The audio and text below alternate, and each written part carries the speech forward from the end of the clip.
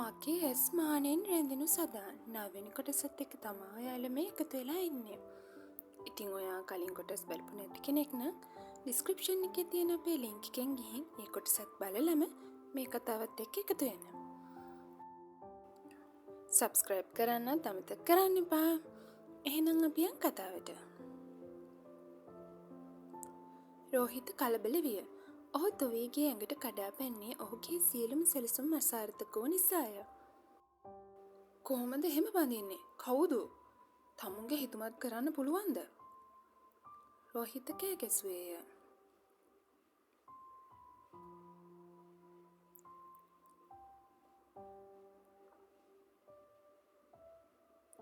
කොහොමත් බාප්පට ඕනේ වුණේ මාව ඉක්මනට බන්දලා දීලා මගෙන් නිදහස් වෙන්නනේ.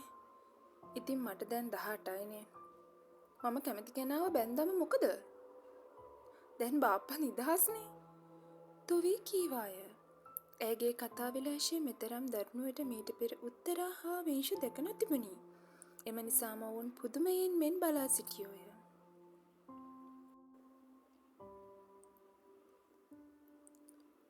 තමුන් ඕනවට වැඩි දැන්.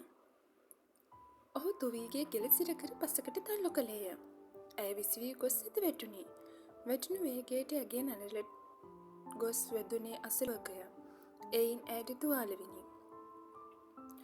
උත්තරා හා විංශු ඇය ඇසලට දිවා ආවේ කෑගසමිනි. රෝහිත ඇගේ කම්මුල හරහා පහරක් ගැසූහ.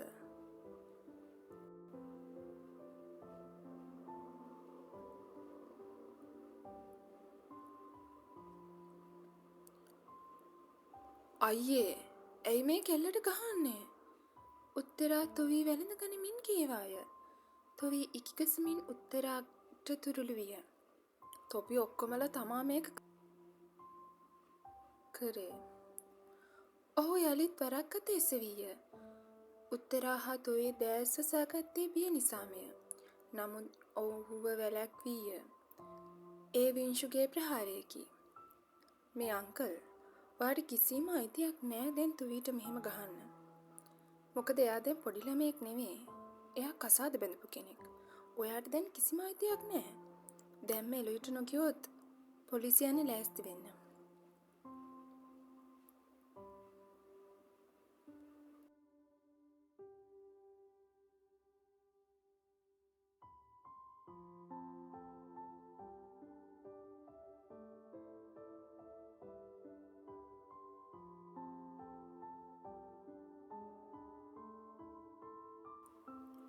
ඒ කතාවට නම් රෝහිත ගල් ගැසුණි. ඔහු විංශුටද පහරක් නමුත් පුංචි කොල්ලා රෝනේ ක්‍රිකට් පිත්තකිනි. එයින් රෝහිතගේ අත තුවාලවිනි. කොල්ලා මහා මිනිසෙක්සේ අම්මා හා තොවී ඉදිරියේ සිටගත්තේ ඔවුන්ගේ ආරක්ෂාවටය. සියලුම දෙනා පුදුමයෙන් බලා සිටියේ මේ පුංචි කොල්ලාගේ හැසිරීම දෙසය. ඔහු පොල්ල ඉදිරියට දිගු කරමින් රෝහිත නිවසින් එළියට දැමීය. හරි, බලාගමුකෝ කොහොමද නටන්න කියලා.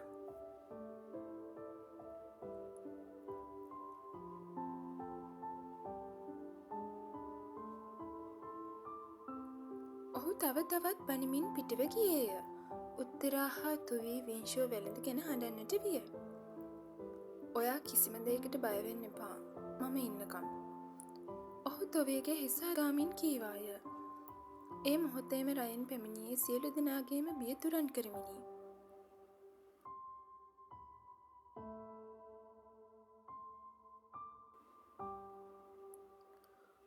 ඔහුව දැකපු ගමන්ම උත්තරා හා තුවී දිව ගොස් රයන් බදාගෙන හඬන්නට විය.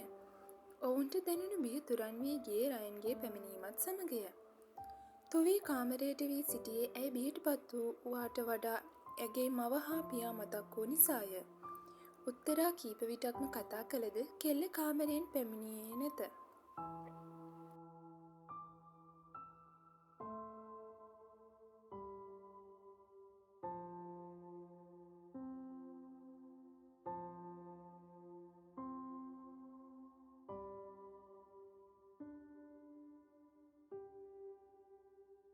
ටික වේලාවකින් ඇය කාමරයෙන් පිටතට පැමිණ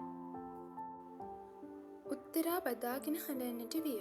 විංශු පැමිණ ඇය රාජ්‍යයෙන් තුවාල වුණ නළලට හා තුළට බෙහෙත් දැමුවේ ඇගේ විරෝධය මතය.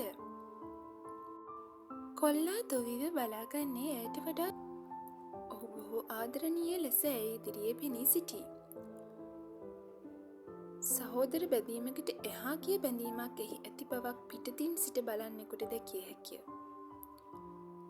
විංශු නැවත ගියේ ඔහු මේ දිනවල සිටින්නේ සුනන්දාගේ නිවසේ නිසාය. නමුත් ඔහු යනතුරුම තුවී ඇසලට වී ඇය සංසුන් කළේය.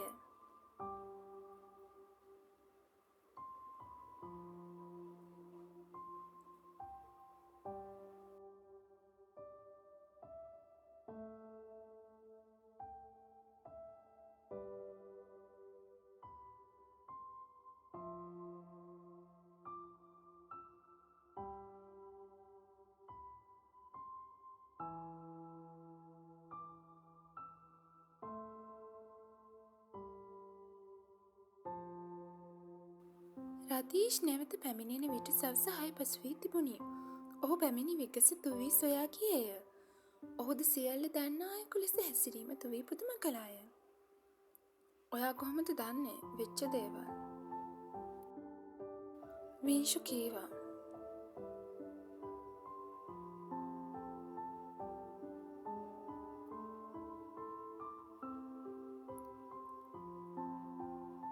ඇය දෙස නොබලාම ඔහු එසේ පැවසීය. ඔහු නිතරම ඇයට මුහුණ නොදී කතා කරන්නේ යමක් සඟවන්නෙකු ලෙසය. උත්තරා පුතා ගෙදර ගිහින් නෑ. රයන් කලබලයෙන් කෑ ගැසුවේය. උත්තරා බියෙන් දිවාවාය. ඇයට කුමක් සිදු වූවාද සිතාගත නොහැක. ඉතින් ළමයි මං හිතනවා මේ කොටසත් කලින් කොටස් වගේ මාලට දැනෙන්නේ නැති කියලා. ඒ වගේම ඔයා තාම අපිව සබ්ස්ක්‍රයිබ් කරලා නැත්නම් අමතක නොකර සබ්ස්ක්‍රයිබ් කරන්න. ඒ වගේම බෙල් අයිකන් එකත් ක්ලික් කරන්න. එතකොට ඔයාලට පුළුවන් මම වීඩියෝ එකක් දාපු ගමන්ම ඇවිල්ලා බලන්න. එහෙනම් අදට ගිහින් එන්නම්. ලයික් කරන්න, කමෙන්ට් කරන්න. බයි.